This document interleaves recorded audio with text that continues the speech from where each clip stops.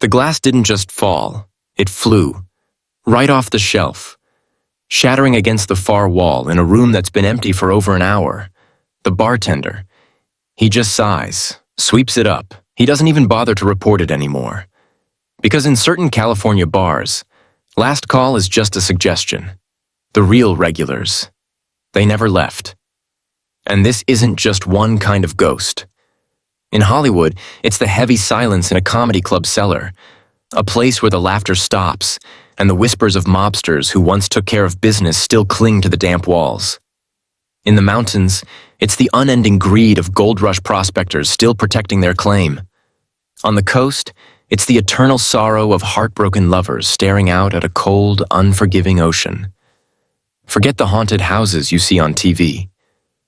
We're talking about the real-deal locations with a history so dark, so violent, it stained the very floorboards.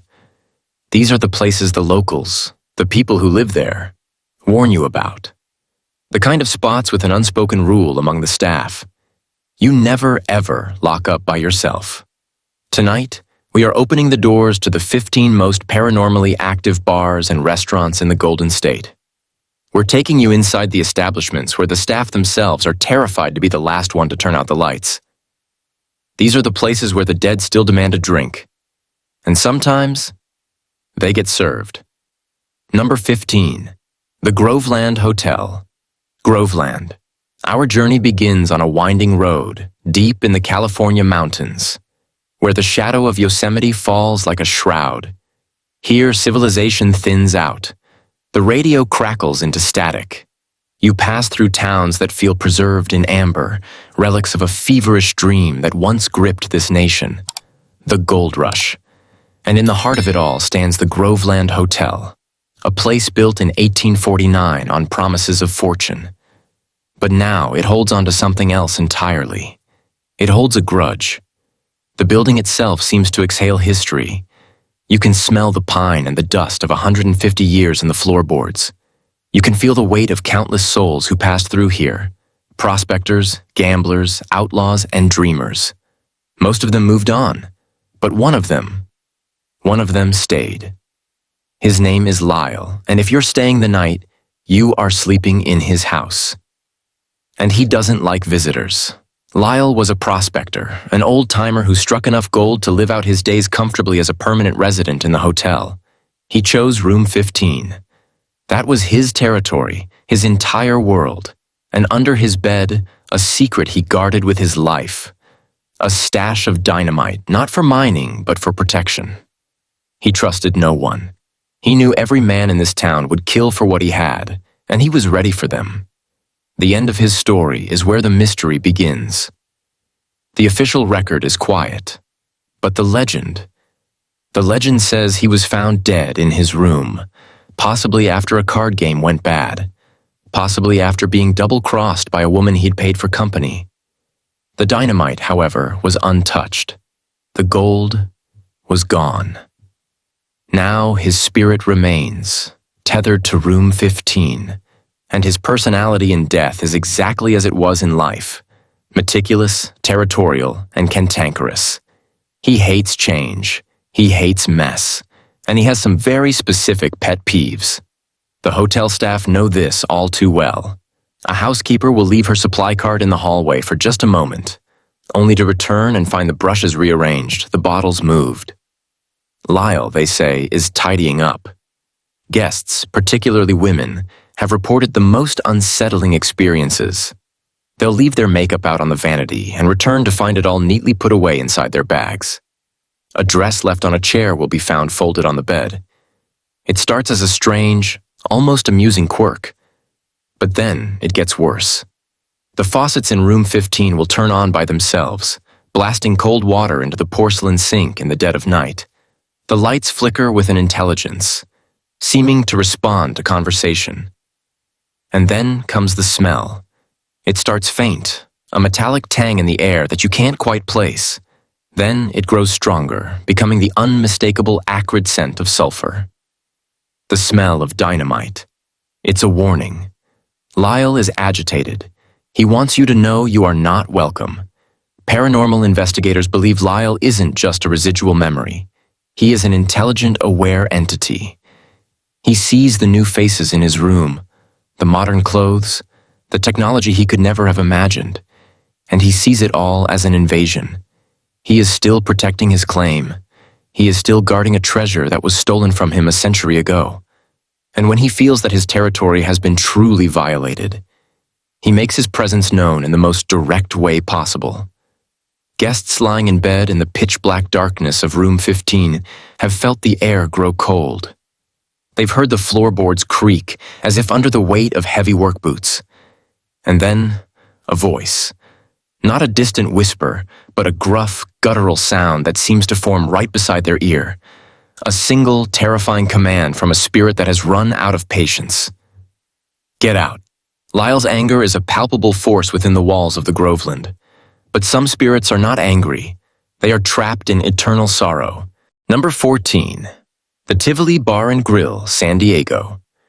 From the territorial anger of the mountains, we travel south to the coast, to the heart of San Diego's Gaslamp Quarter, a place that sizzles with modern nightlife. But beneath the glow of trendy restaurants and rooftop bars lies a much older, rougher history. And at the center of it all, like a dark, beating heart, sits the Tivoli. It's the city's oldest saloon, a place that has soaked up over a century of secrets. Legendary lawman Wyatt Earp used to drink here, his back to the wall, watching the liars and the cheats. But while Earp eventually left, another more tragic figure chose to stay. She doesn't have a name. She doesn't have a history. She has only an ocean of despair, and she's waiting inside to share it with you. To step into the Tivoli is to step back in time. The long carved wooden bar is the original. The air hangs thick with the ghosts of spilled whiskey and a million conversations. You can almost hear the clink of poker chips and the rustle of a dance hall girl's dress. At first, the feeling is one of nostalgia, of authentic Old West history. But then, as you settle in, something shifts. It comes without warning. It isn't a drop in temperature. It's a drop in spirit. A wave of profound, suffocating sadness washes over the room. So heavy it feels like a physical weight on your chest. Laughter dies in your throat. The cheerful noise of the bar seems to fade into a distant hum. You look around and you see it on the faces of others. A sudden confusion, a shared, unspoken gloom. The old-timers and the bartenders will just nod. They know. She's here. Her story is a puzzle with most of the pieces missing, lost to the indifferent dust of history. The legend says she was one of the many women of the evening who lived and worked in the small rooms above the bar in the late 1800s. A life in a place like this was brutal and short.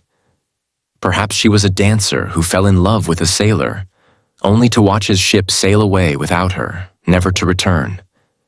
Perhaps she gave her heart to a dangerous man, a gambler, an outlaw, even a lawman, who promised her the world and left her with nothing but a broken heart and a life she couldn't escape. Her death is as much a mystery as her life. Was it sickness? An act of violence from a disgruntled client? Or did the crushing weight of her own despair finally lead her to take her own life in one of those small, lonely rooms upstairs? No one knows. Her name was never important enough for anyone to write down. And perhaps that is the root of her haunting. A spirit not of anger, but of agonizing insignificance, forever trying to make someone, anyone, acknowledge the life she lived and the pain she felt. Her attempts to communicate are as sorrowful as her story. Late at night, when the crowds thin, staff have heard the unmistakable sound of a woman softly weeping, seeming to come from an empty corner of the room. Others have reported small, personal items. A set of keys, a lighter, being gently nudged across the bar, as if by a curious, invisible hand. It's a lonely, desperate energy, a spirit that doesn't want to frighten, but simply wants to be noticed. But there is one place in the Tivoli where her sorrow manifests in a way that is profoundly more chilling. One place where she shows you her face. It happens in the women's restroom. A female patron will enter alone.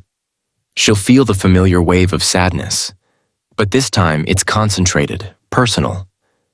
The air grows cold and still. As she looks into the mirror, her own warm breath doesn't fog the glass. Instead, a patch of the mirror begins to cloud over on its own, a cold, silvery mist spreading from the center. And within that fog, an image slowly resolves. It is the face of a young woman from another time.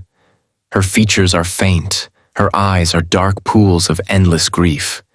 She stares out, not at the person in the room, but through them, as if trapped in the memory of her final, most desperate moment.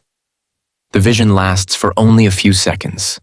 Then, as quickly as it appeared, the mist dissolves, leaving nothing but a perfectly clear mirror and a witness whose heart is pounding in her chest, now burdened with a piece of a stranger's eternal pain. This is a different kind of terror. It isn't the ghost of a man guarding his gold. It's the ghost of a woman who has nothing left but her sorrow, an emotional stain so powerful it has seeped into the very glass and wood of the building. She wants you to feel what she felt, and that shared despair is a haunting that follows you long after you've paid your tab and walked out the door. A spirit trapped by sadness is a deep and chilling tragedy. But what happens when the spirit isn't sad? What happens when it's furious, trapped not by sorrow, but by the violent repeating loop of its own gruesome death? Our next location takes us to a place where the vision isn't in a mirror. It's hanging from the rafters. Number 13. The Union Hotel, Benicia. From the quiet despair of a nameless spirit, our journey now takes a darker turn. We travel north to the waterfront town of Benicia, a place steeped in California history, once the state capital itself.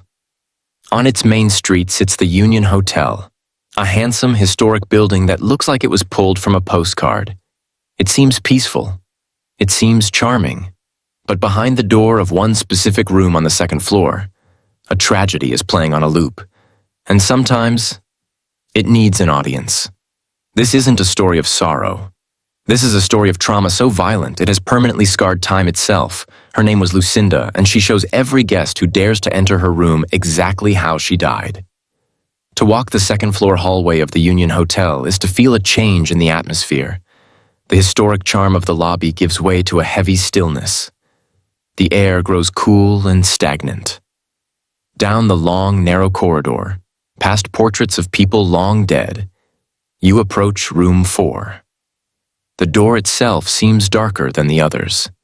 Locals and former employees will tell you that the sense of grief that permeates the hotel concentrates right here, outside this door, but it's twisted into something else. A palpable sense of dread.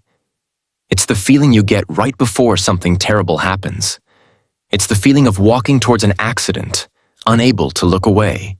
Because inside that room, a promise was broken, and a life was violently ended. The legend of Lucinda is a tale of the brutal reality of the 19th century. The Union Hotel, for a time, was a brothel, and Lucinda was one of the young women who worked there.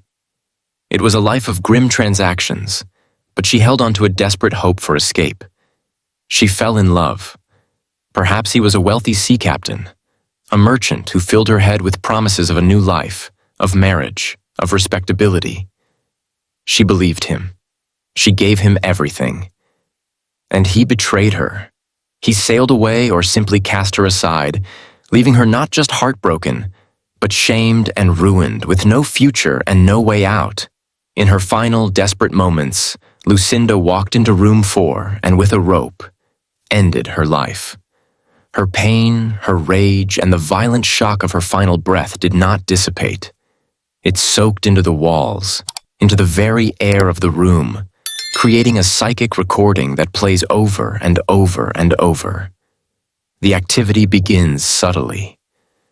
Guests will hear the distinct, muffled sound of a woman sobbing coming from inside the locked room.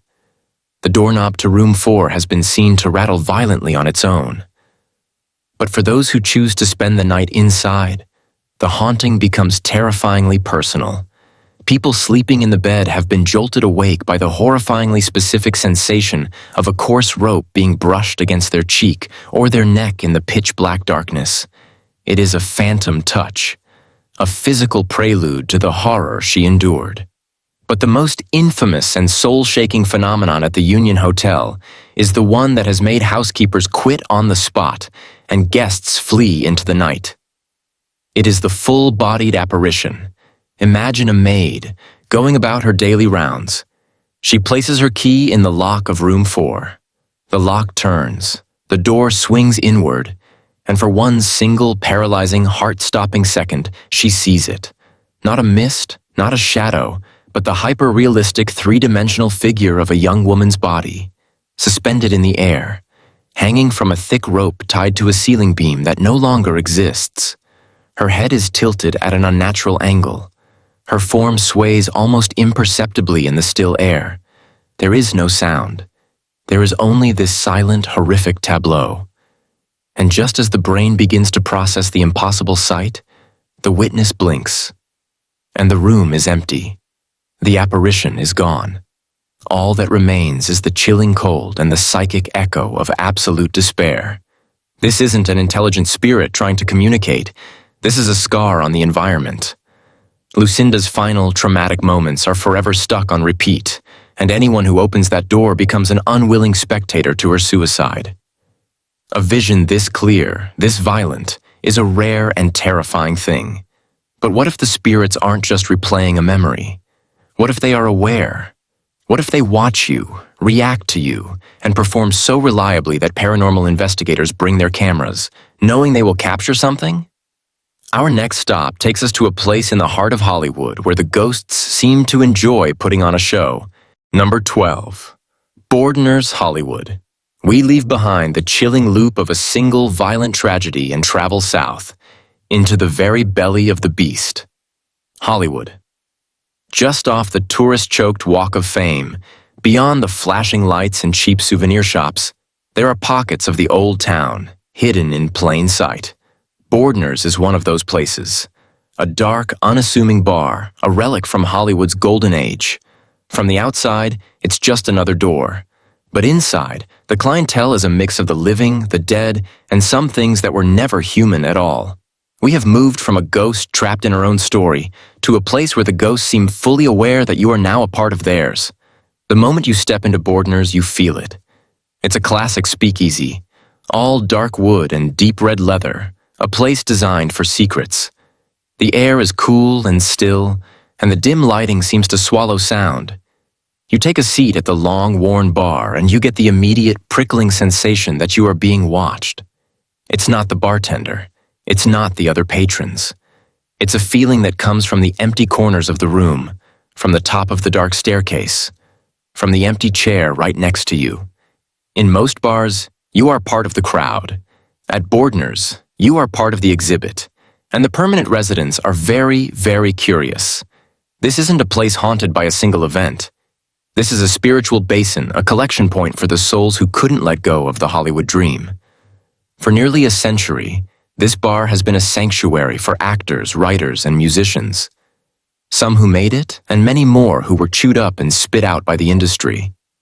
The energy of all that hope, all that ambition, and all that bitter failure has accumulated here, creating a stage for spirits who aren't ready for their final curtain call. The manifestations at Bordner's are so frequent, so reliable, that it has become a legendary hotspot for paranormal investigators. The staff, for their part, have learned to live with their spectral regulars. The most famous are a man and a woman who appear at the far end of the bar. They are always dressed in the style of the 1930s or 40s. The man in a sharp suit and fedora, the woman in an elegant dress. They look completely solid, real. A new bartender might even start to walk over to take their order.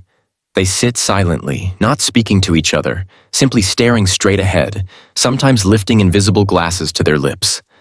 The bartender gets distracted for a moment, turns back, and they're gone. Not walked away, not faded, just gone. The chairs are empty. The air where they sat is ice cold. But they are not alone. Some have seen the solemn figure of a priest, nicknamed Father John, standing silently in the courtyard patio, his hands clasped as if in prayer, before he dissolves into the night. Others have heard the faint, mischievous giggle of a child coming from the empty hallway. These spirits seem to be coexisting in this strange, timeless space. But it's the activity that happens after the living have all gone home that is the most terrifying. Because at Bordner's, there is proof. The bar is wired with security cameras, and the footage they've captured is the stuff of nightmares. The manager will be reviewing the tapes from the night before, hours of grainy, silent black and white stillness. And then, he'll see it. A chair at a deserted table will scrape backwards, slowly, deliberately, moved by an unseen hand. Or worse, from the deep, impenetrable black of a corner, a shape will detach itself from the shadows. It's vaguely human-formed, but it is pure, featureless black. A shadow person. It glides, impossibly fast, across the empty dance floor and vanishes into the opposite wall. The staff have stopped trying to explain it. They know they share their workspace with things that defy all logic. This is a new level of fear. These entities are not memories. They are not echoes. They appear to be intelligent. They move with purpose. They observe the living with an unnerving curiosity.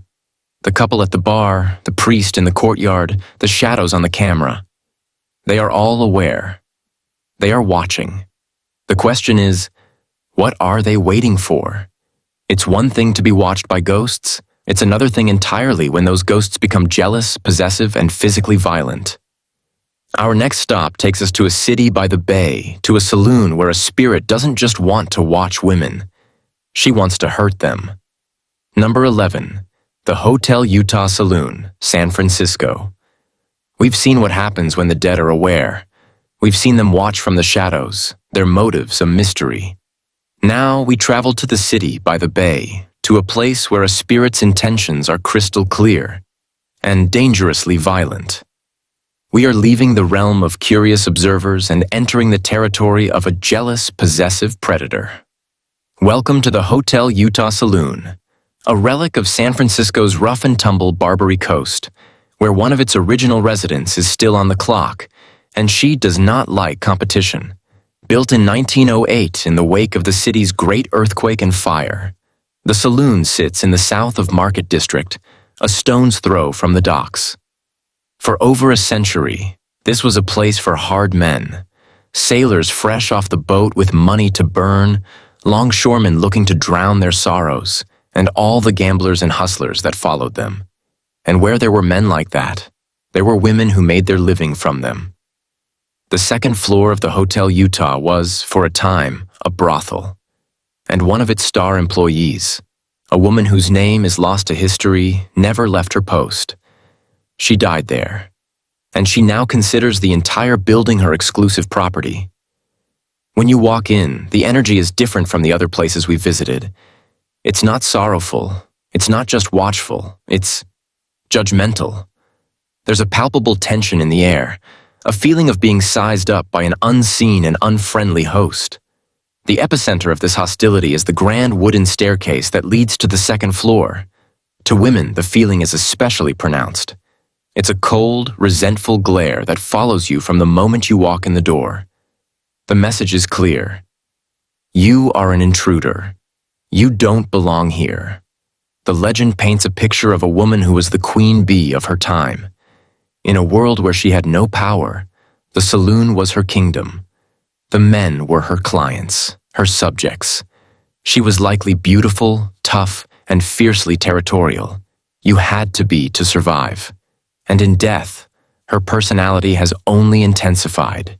She sees the modern women who walk freely into the bar, laughing with their friends, standing next to their partners, and she is consumed by a century of bitter jealousy. She sees them as rivals who have invaded her home and stolen her clientele, and she has a very direct way of showing her displeasure. The activity here is not subtle. It is aggressive. Bartenders will be polishing glasses, only to have one launch itself off the shelf behind them, shattering on the floor. Lights will flicker and die with a violent buzz, particularly when a group of women are laughing at the bar. But this spirit saves her most direct attacks for her perceived rivals. The stories are disturbingly consistent. A woman will be standing next to her date and will feel a sudden, sharp, violent tug on her hair, yanking her head back, only to turn and find no one there. But the most dangerous place in the saloon is the staircase. It is here that her rage becomes truly physical. There are dozens of accounts from women who, while heading upstairs, have been forcefully shoved from behind. It's not a gentle push. It's a hard, violent shove meant to send them tumbling. It's an invisible assault, a spectral act of aggression born of pure, venomous jealousy. The bartenders know the stories well. They've seen the terrified faces of women who come stumbling back down the stairs, pale and shaking, swearing they were pushed by an unseen force. They'll often issue a quiet warning to new female patrons. Be careful on the stairs. She's not always in a good mood. On rare occasions, she has been seen. Patrons glancing up at the second-floor railing have seen the full-bodied apparition of a woman in the early 20th century clothing, staring down at the crowd below with an expression of utter contempt on her face. Before she turns and fades into the shadows, she is not a tragic figure. She is not a lost soul. She is a predator, guarding her territory with physical violence. This is a haunting of pure, raw human emotion. Jealousy so powerful it has outlived the grave. But what could be more terrifying than a single violent spirit? Imagine a place that isn't haunted by one ghost, but by an entire spectral staff. Our next destination takes us to a hotel where multiple spirits from different eras all share the same space, creating a constant, unpredictable paranormal crossfire where you never know who or what you're going to run into. Number 10, the Hullbrook Hotel, Grass Valley. We've felt the wrath of a single jealous spirit.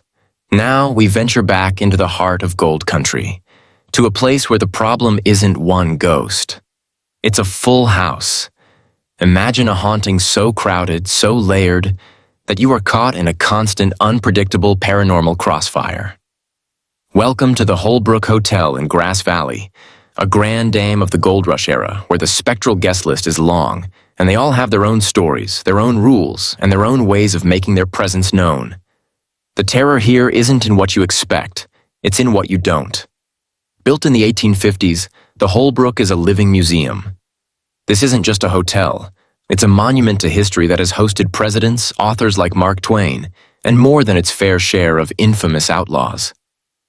Every inch of this building, from the Golden Gate Saloon with its magnificent bar to the winding staircases, is saturated with the energy of 170 years of life, death, celebration, and violence. The spirits of the past don't just linger here, they still hold court. To stay at the Hullbrook is to be a temporary visitor in their permanent home, and you are never, ever truly alone. The feeling isn't concentrated in one room. It's everywhere. It's a low, constant hum of activity, the sense that you are walking through a spiritual crossroads where different timelines are bleeding into one another. You'll be walking down a hallway and catch the strong, unmistakable scent of cigar smoke, only to find the corridor empty, the ghost of a former owner, perhaps, still making his nightly rounds. In the dead of night, the silence is broken by the faint sound of a child's laughter echoing from the floor below, or the pitter-patter of small feet running endlessly from one end of the hall to the other. But the most prominent residents have made themselves known in much more direct ways. In the Golden Gate Saloon, patrons have seen him many times. The cowboy.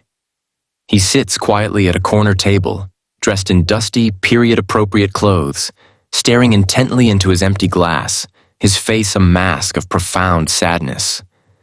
He never orders a drink. He never speaks. He just sits, lost in a memory a century old, before fading away as if he were never there. Then there is the hotel's most famous spirit, the ghostly maid. Her name is believed to be Eleanor, and she still takes her duties very, very seriously.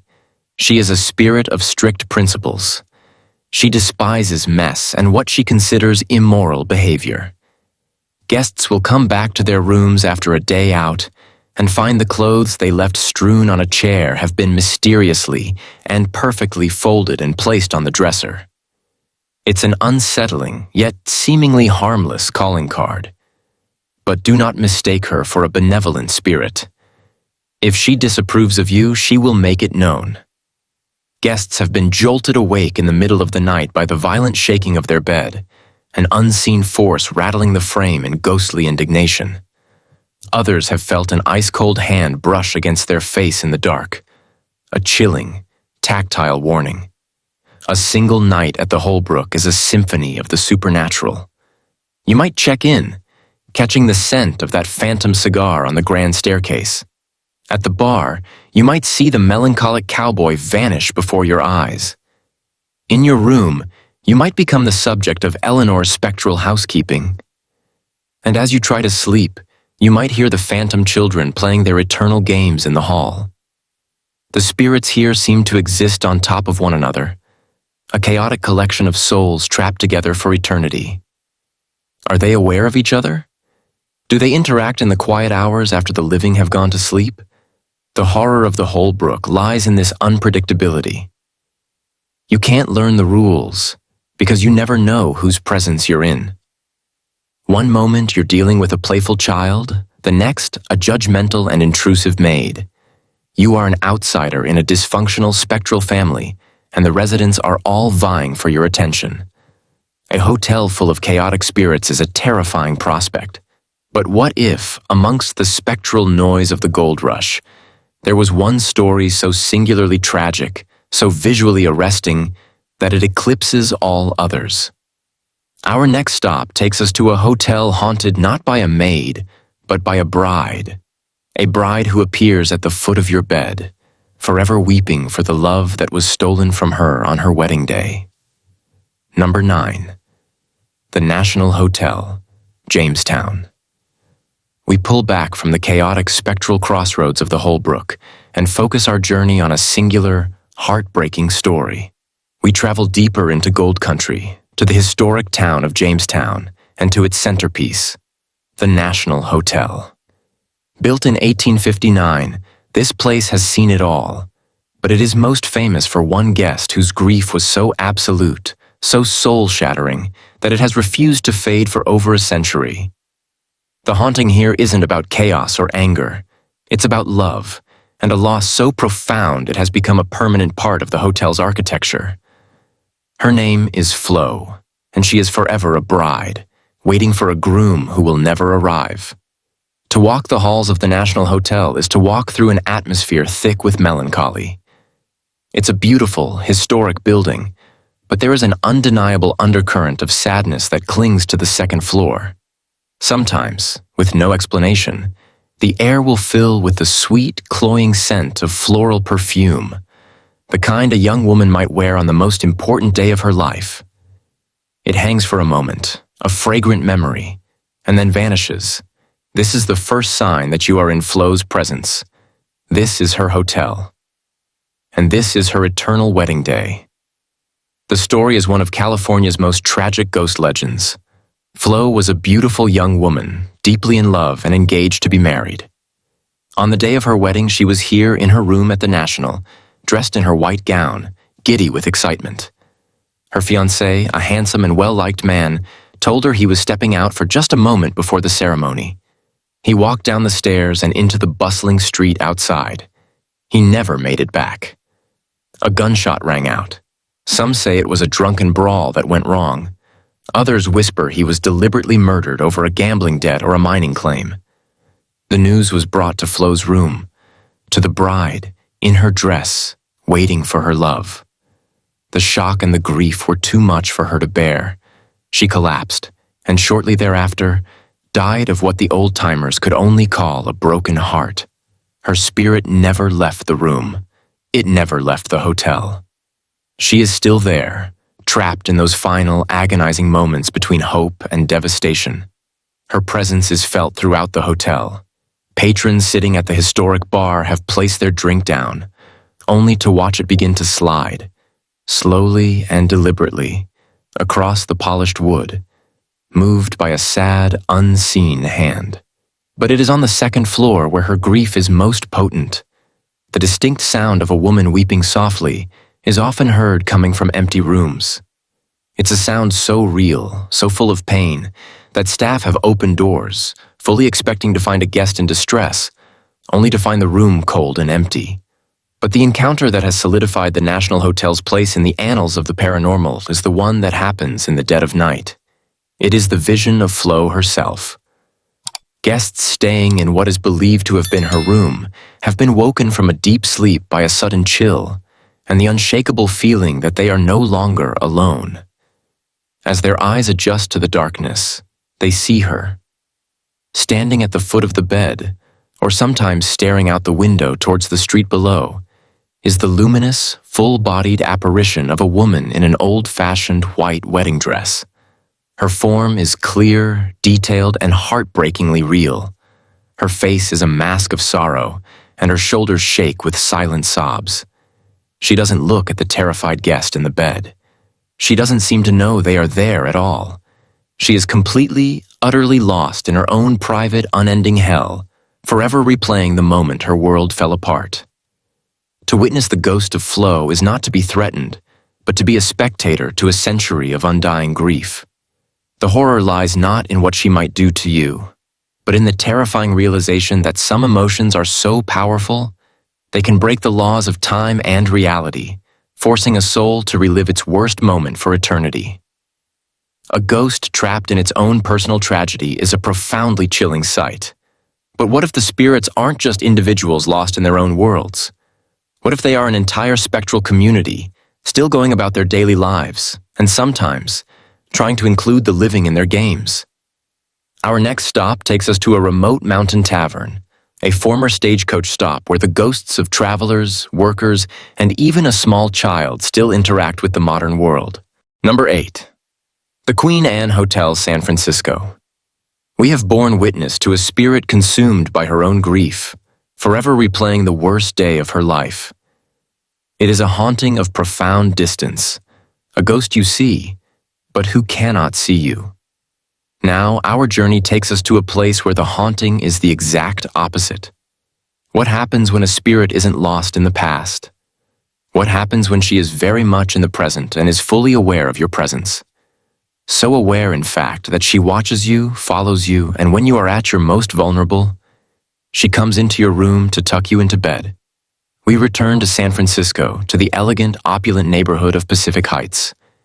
Here, among the beautiful Victorian mansions, sits the Queen Anne Hotel.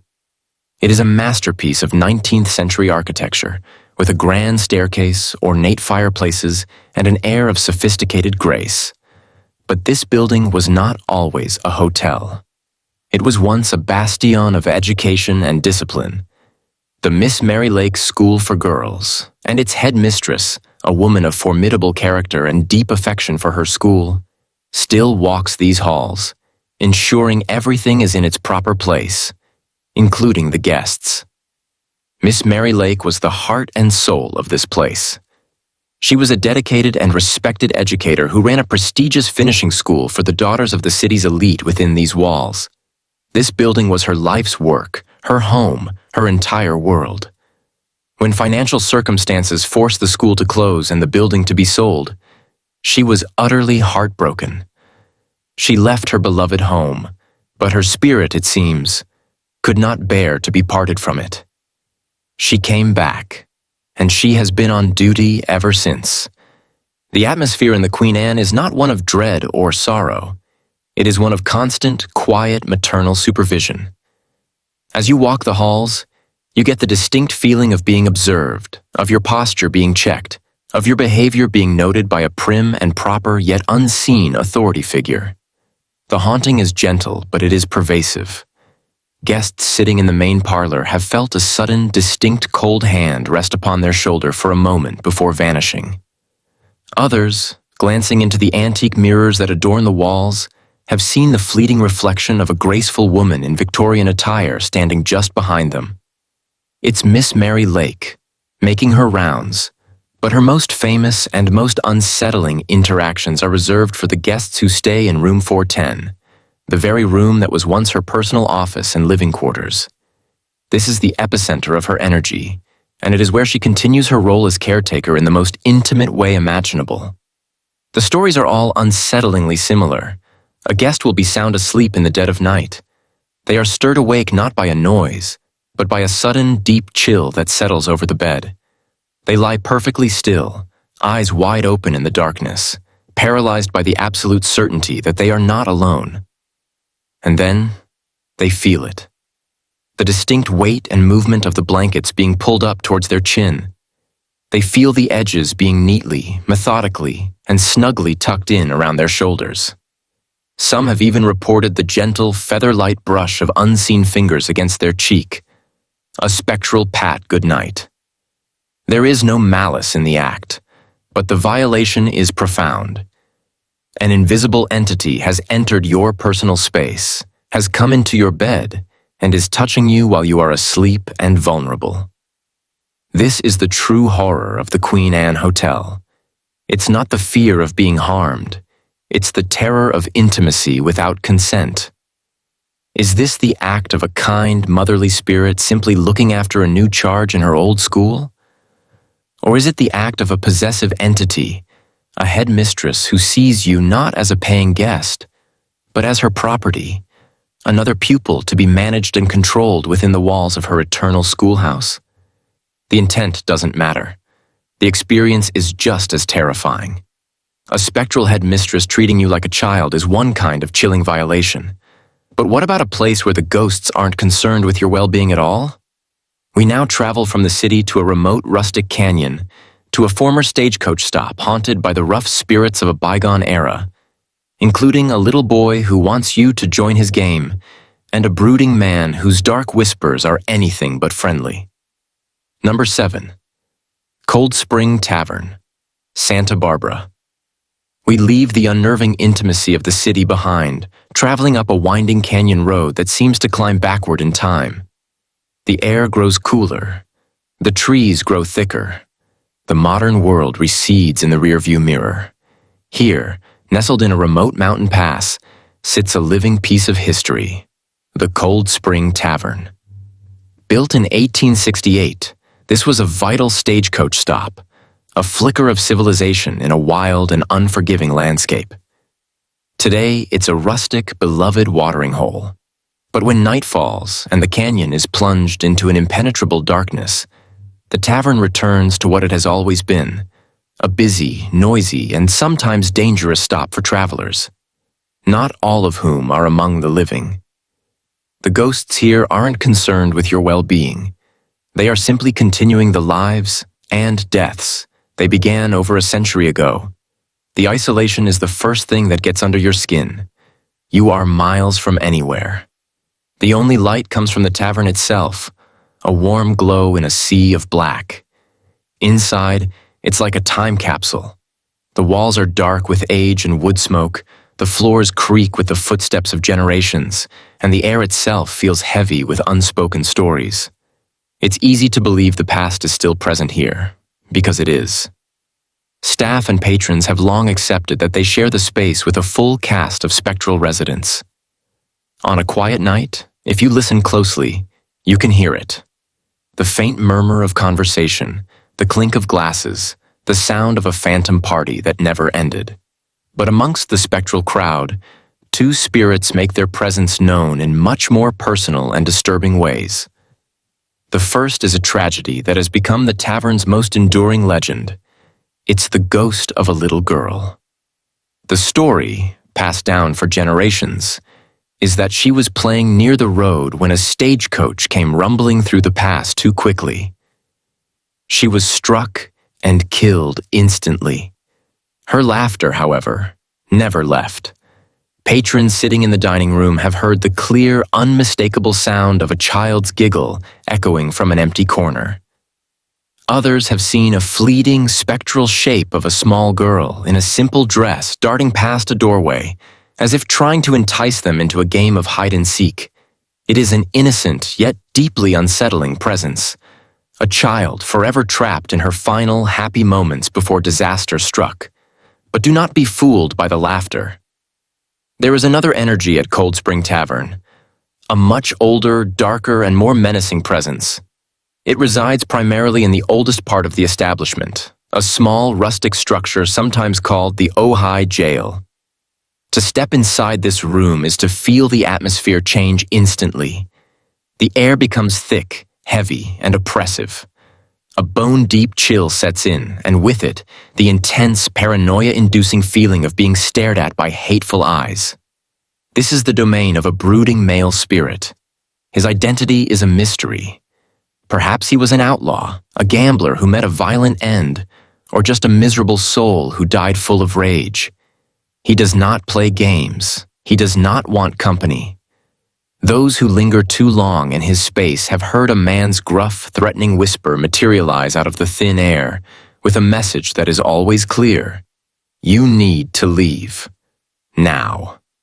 The Cold Spring Tavern is a volatile cocktail of the paranormal. One moment, you might be touched by the sad story of the little girl. The next, you are being actively threatened by a hostile male entity. The building is a stage for a full spectrum of human emotion, from childhood innocence to raw, malevolent anger, all playing out at once. You are just a visitor, passing through their world, and you are subject to their whims. The horror here is the unknown. You never know which ghost is about to notice you. A tavern haunted by the rugged, anonymous spirits of the past is one thing. But what if a place is haunted by a single, powerful entity whose name is legendary? A ghost whose ambition and ruthlessness in life were so great, they followed him into death? Our next stop takes us back to Hollywood, to a famous cafe where a notorious mobster might still be looking for the money he's owed. Number 6. The Formosa Cafe, West Hollywood. We have felt the chaotic energy of a remote mountain pass, where the anonymous spirits of a bygone era still roam. Now we plunge back into the heart of Hollywood, to a place haunted not by an unknown traveler, but by a ghost whose name is legendary, whose life was a cocktail of glamour and violence, and whose spirit is still taking care of business. We're going to the Formosa Cafe, the old stomping ground of movie stars, starlets, and one of America's most notorious mobsters, Benjamin Bugsy Siegel. And Bugsy, it seems, is still keeping a close eye on his investments. The Formosa is an institution. Stepping inside is like stepping onto a film set from 1945. The iconic red leather booths, the vintage trolley car that serves as the main dining room, the walls adorned with signed photos of Hollywood royalty. Everyone from Humphrey Bogart to Elvis Presley drank here. It was the place you went when you were somebody. But it was also a place where you could do business in the shadows. And no one understood that better than Bugsy Siegel. He was the visionary who dreamed up Las Vegas in the desert, a man known for his charm, his impeccable style, and a temper so violent it could end a man's life in a heartbeat. The Formosa was his clubhouse, and his unsolved murder in 1947 seems to have done little to convince him to leave. The atmosphere here is thick with history, but it's a history with two faces. On one hand, there's the electric buzz of old Hollywood glamour. On the other, there's a cool, calculating undercurrent. A feeling of being watched, not by a sad or angry spirit, but by a sharp, intelligent presence. It's the feeling of being sized up by a man who could tell in a second if you were a threat, a mark, or a business opportunity. It is the ghost of a predator who is still scanning the room. The sightings of Bugsy are unnervingly consistent. A bartender will be cleaning up after closing time, the restaurant empty and silent. He'll glance towards the back and see a man sitting in one of the red leather booths. A handsome man, perfectly dressed in a sharp, tailored suit, looking completely solid, completely real. The bartender, thinking it's a customer who overstayed, will start to walk over to tell him it's time to go. He'll turn away for just a second, to grab a towel, to put a glass away, and when he turns back, the booth is empty. No sound of footsteps, no door opening. Just an empty seat and a sudden, lingering chill in the air. For years, this was the extent of the haunting. A quiet, observational spirit. But then, during a major renovation of the cafe, everything changed. Workers were tearing into a wall in the original part of the building when they found something that had been hidden for decades. A locked, heavy steel safe. No one knew it was there, and no one knew what was inside. But its discovery seems to have awakened something. It seems to have agitated Bugsy. Suddenly, the paranormal activity in the Formosa exploded. The haunting went from passive to active. The cash register at the bar would fly open on its own with a violent crash. Heavy liquor bottles would launch themselves from the shelves, shattering on the floor. Staff would securely lock doors, only to find them wide open moments later. The message was clear. Someone was angry that their hiding place had been found. Someone was still looking for their money. The ghost of Bugsy Siegel is not an echo trapped by emotion. This appears to be an intelligent haunting, a spirit with a purpose.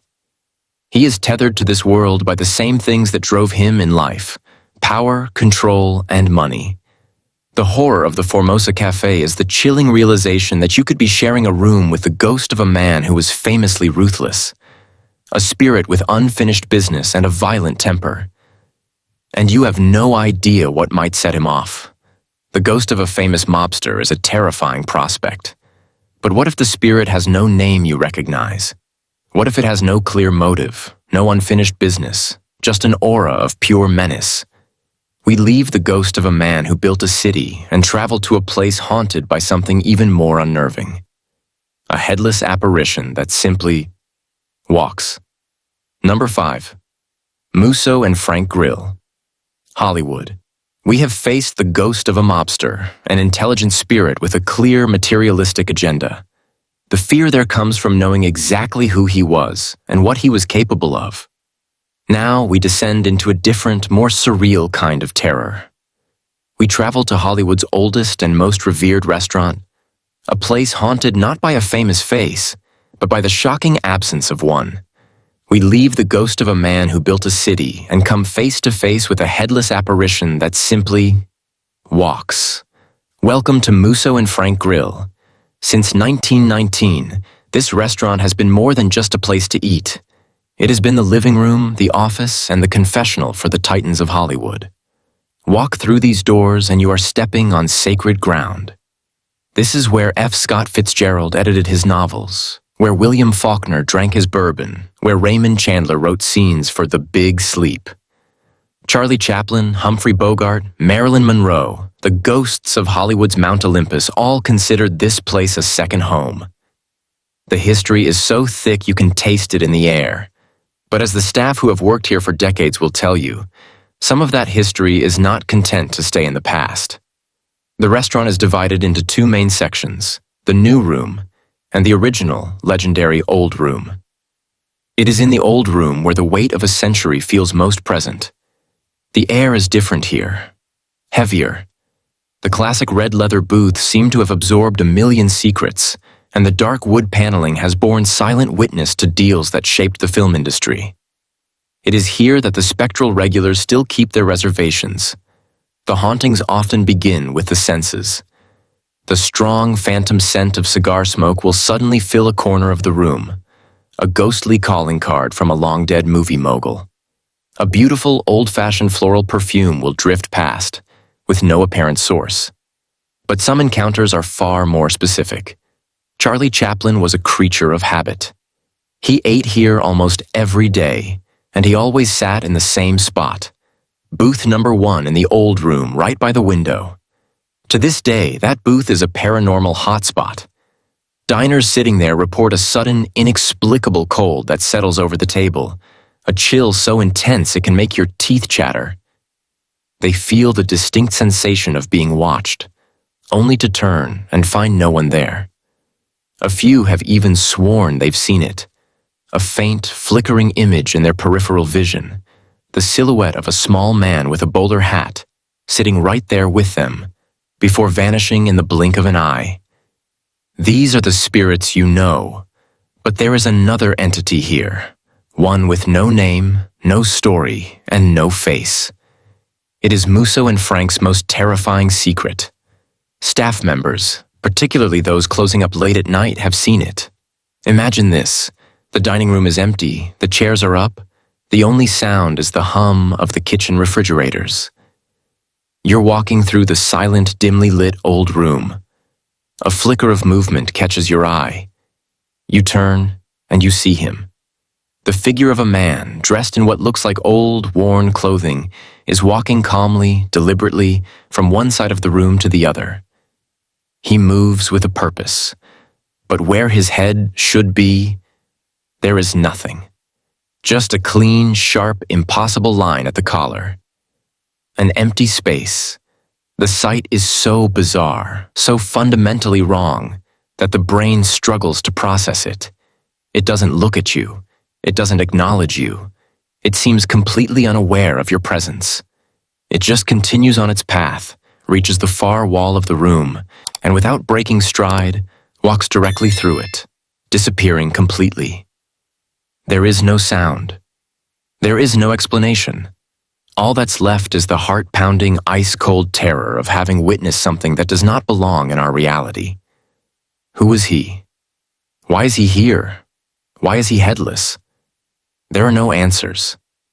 Unlike the ghost of Bugsy Siegel, this entity has no known story, no motive, no agenda.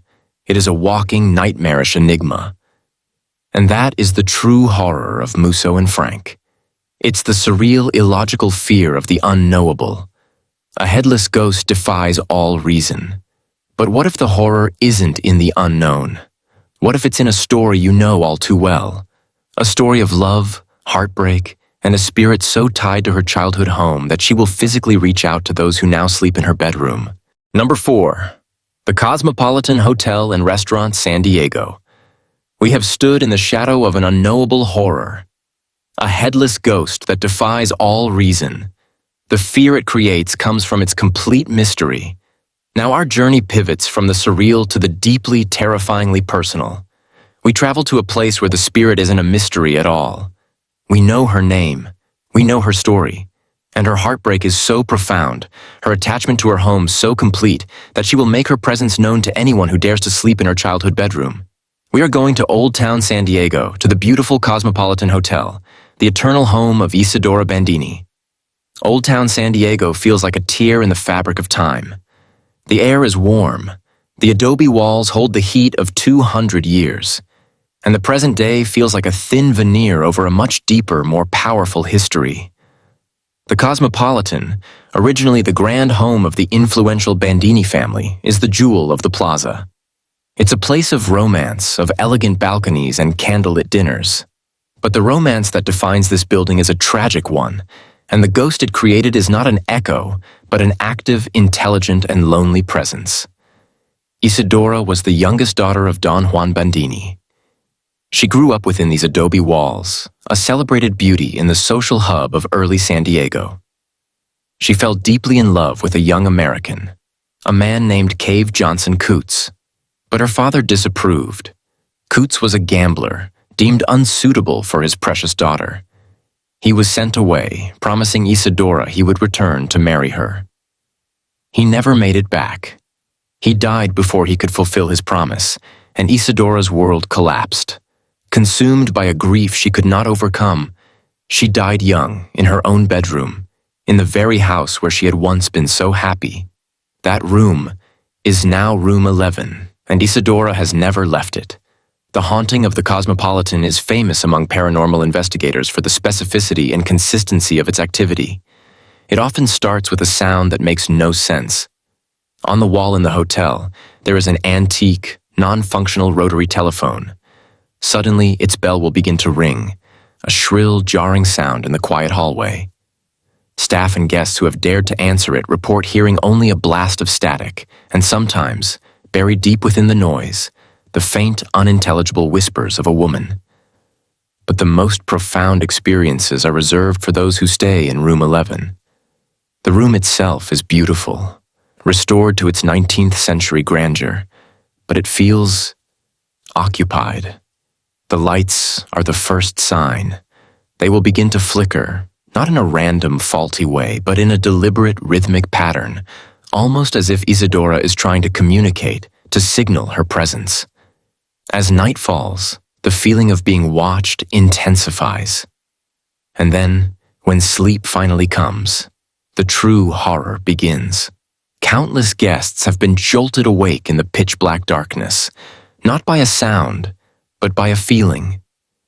It is the distinct, undeniable physical weight of a person sitting on the edge of the bed. It's not a dream. The mattress sinks. You can feel the pressure right beside your legs. You lie there, paralyzed, every muscle screaming, your heart hammering against your ribs, knowing that something, is in the room with you, just inches away. Some have been brave enough to open their eyes, to see nothing there. But the weight remains. This is Isidora's signature. She is said to have loved sitting on her bed, looking out the window, and in death, she continues to return to her favorite spot, regardless of who is now sleeping there. This isn't a violent haunting. Isidora is not a menacing spirit. She is a lonely soul, forever trapped in the home she loved, defined by the heartbreak that ended her life. Her interactions seem born of curiosity, perhaps a longing for connection, but that is precisely what makes this haunting so terrifying. Her loneliness becomes your personal paranormal violation. Her need to be seen becomes the weight on your bed in the middle of the night. She isn't trying to scare you, but her presence is a form of terror so intimate, so invasive, it will stay with you forever. A lonely spirit seeking connection is a profoundly unsettling thought. But what if the spirits aren't lonely? What if they are angry? What if the place they haunt isn't a beloved home, but a dark, damp cellar where violent scores were settled? We now travel to a place where the punchlines on stage are nothing compared to the menacing whispers coming from the dungeon below. Number 3. The Comedy Store. Los Angeles. We have felt the intimate sorrow of a lonely spirit, a ghost who wants you to know her story. Now we leave that personal grief behind and plunge into something far darker. We travel to the world-famous Sunset Strip, to a building that is, by night, an epicenter of laughter and joy. But that joy is built upon a foundation of concrete, stone, and blood. And in the basement of this legendary club, the spirits are not lonely, and they are not sad. They are angry. Welcome to the Comedy Store, where the punchlines upstairs are legendary, but the menacing whispers in the dungeon below are real. From the street, it's an icon, the black building, the famous marquee with the names of comedy legends. Inside, the main room is electric, alive with the sound of roaring laughter, of people having the best night of their lives. It's a place of pure, unadulterated joy. But there is a door that leads downstairs, and the moment you open it, the laughter dies. The temperature plummets. The air, once light and electric, becomes thick, heavy, and stale. You are descending into another world. A cold, damp cellar with stone pillars and a darkness so profound it feels like it's pressing in on you. The staff call it the dungeon, and they have very good reason to. Before this was the temple of stand-up comedy. It was Cairo's, one of the most glamorous nightclubs of the 1940s and 50s. The main floor was a playground for Hollywood's biggest stars. But Cairo's was also the unofficial headquarters for the Los Angeles crime family, run by the infamous mob boss Mickey Cohen. While the stars drank champagne upstairs, it's said that downstairs, in this very basement, Mickey's enforcers took care of business. This was a place for intimidation, a place for punishment, a place where men who had crossed the mob were brought to be dealt with, violently and permanently. The stone walls of this cellar have soaked up decades of fear, pain, and murderous rage, and that energy has never left. The haunting of the dungeon is not a subtle one. It is an immediate, multi-sensory assault. The first thing you feel is that you are not welcome. It is the distinct, hostile feeling of being watched by multiple unseen figures. You feel like you have trespassed, like you've walked into a private meeting where your presence is a threat. Then come the sounds. People who have ventured down here alone have heard it all. Disembodied whispers that seem to plot and conspire in the corners. The sound of furniture being dragged across the concrete floor above, when the building is completely empty. And most terrifyingly, a sudden, guttural, animalistic growl that erupts from the darkness right beside you. The very comedians who command the stage upstairs, who can make thousands of people hang on their every word, will tell you with dead seriousness that they refuse to go into the basement alone. They have heard their names whispered from the shadows. They have felt an ice-cold hand touch the back of their neck. They know that this is not a place to be trifled with. Paranormal investigators have captured stunning evidence here. Audio recordings are filled with EVPs, electronic voice phenomena, of gruff male voices delivering clear hostile messages. Get out. You're not welcome. But perhaps the most common and frightening experience is seeing them, not as full figures, but as shadows. Dark, man-shaped masses that detach themselves from the oppressive blackness of a corner and dart between the stone pillars, always staying just at the edge of your vision. It creates a terrifying game of cat and mouse, the feeling that you are being stalked by entities that are faster than you, and that know the terrain far better than you do. The spirits in the dungeon are not lost souls looking for peace. They are a volatile mix of the victims and the aggressors, trapped together in an eternal hostile confrontation. They are territorial. They are menacing. And they want you out of their space. The horror of the Comedy Store is the chilling realization that while you're laughing at a joke upstairs, you are standing directly above a room full of violent, unseen gangsters who are not in on it. The vengeful spirits of mobsters are a terrifying force. But what if the ghosts aren't criminals, but Hollywood royalty?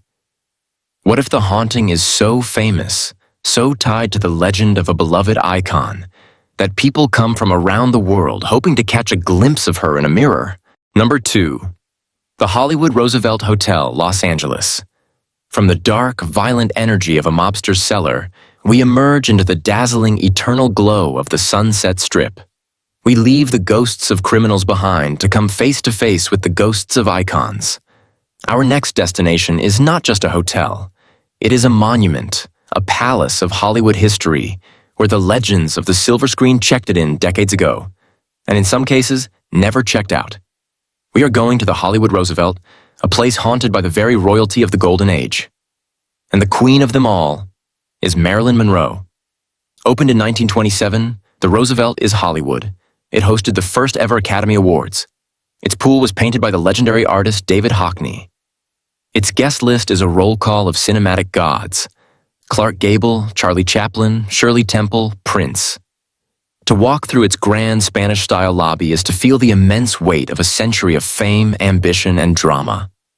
The air itself seems to shimmer with the energy of 1,000 flashbulbs.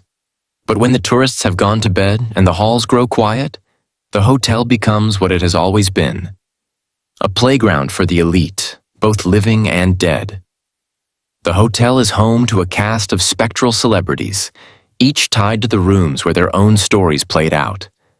On the 9th floor, guests and staff have for decades reported the tormented presence of actor Montgomery Clift. He lived in room 928 for months while filming the classic From Here to Eternity. They say he was a troubled genius, and he would pace the long hallway for hours, muttering his lines, wrestling with his role. His spirit, it seems, is still rehearsing. People feel an unnerving presence on that floor, and late at night, the faint, lonely, and impossibly sad sound of a trumpet can be heard echoing through the empty corridor. The ghost of a brilliant actor, still practicing for a performance that will never come. But the most famous ghost, the one who defines the Roosevelt's paranormal legacy, is Norma Jean Mortensen, the woman who became Marilyn Monroe. Early in her career, before she was a global icon, she lived here for 2 years. It was her home as her star began its meteoric rise. And her spirit seems to be forever attached to a single specific object from that time: a beautiful, full-length antique mirror that once hung in her poolside cabana suite. That mirror was later moved, and now hangs in a quiet alcove in the hotel's lower level, waiting for its most famous admirer to return. The encounter is one of the most famous ghost sightings in the world. A guest, perhaps on their way to the elevator, will pause in front of the ornate mirror to adjust their tie or check their makeup. They see their own reflection, clear as day, but for a fleeting, impossible moment, another image will superimpose itself over their own. It is the shimmering, ethereal reflection of a beautiful blonde woman. It's not solid, more like a heat haze in the shape of a person. But the face, the hair, the famous smile, it is unmistakably Marilyn. She looks back from the glass, not at the guest, but at her own ghostly reflection, as if still the young, ambitious starlet checking her appearance one last time before stepping out into the world. And just as the witness's mind begins to grapple with what they are seeing, she vanishes, leaving only their own shocked face staring back from the glass. This is a haunting of legacy, of identity. These aren't spirits trapped by a violent death, but by the sheer, overwhelming power of their own fame. Is Clift's spirit forever trapped in the anxiety of his craft? Is Marilyn's forever tied to the reflection she so carefully cultivated on her path to becoming a legend?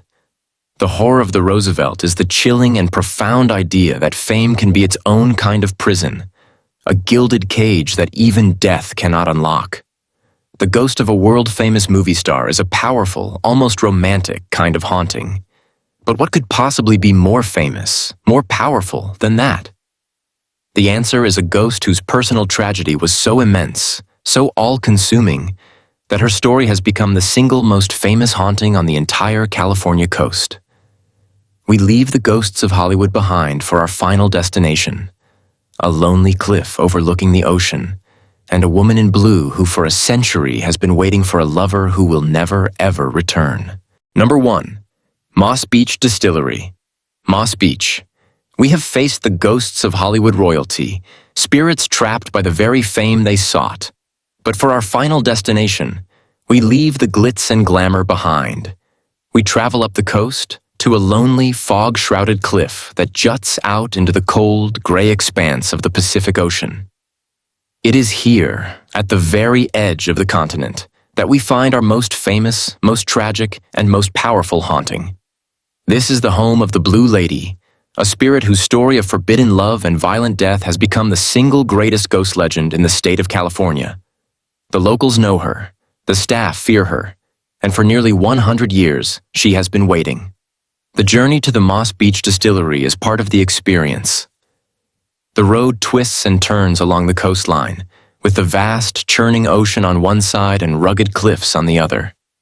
The restaurant itself is perched dramatically on a bluff, a solitary sentinel against the wind and waves. When the legendary Northern California fog rolls in, swallowing the building whole, it feels like a place outside of time, completely cut off from the rest of the world. The air is cold and sharp with the smell of sea salt and something else, an eternal, lovesick sorrow. This is the domain of the Blue Lady, and you feel her presence the moment you step out of your car. During the height of Prohibition in the 1920s, this place was a notorious speakeasy called Frank's Place.